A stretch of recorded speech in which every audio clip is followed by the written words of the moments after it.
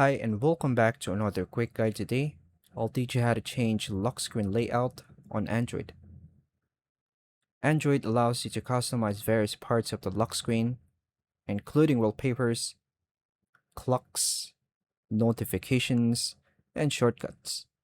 The available lock screen layout options depend on your Android version and device manufacturer.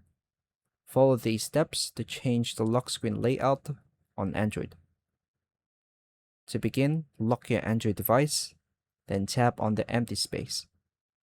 Review the available lock screen customization options. Tap the clock style or a similar setting if available. Choose the clock design that you preferred. Then adjust the clock size, color, or position if your device allows it. Return to the main lock screen settings menu. Customize notification display settings if desired. Then tap to choose your style. Return to the main lock screen settings menu.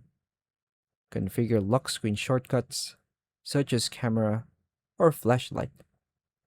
Select a new lock screen wallpaper if you want to change the appearance further in the settings or in this section.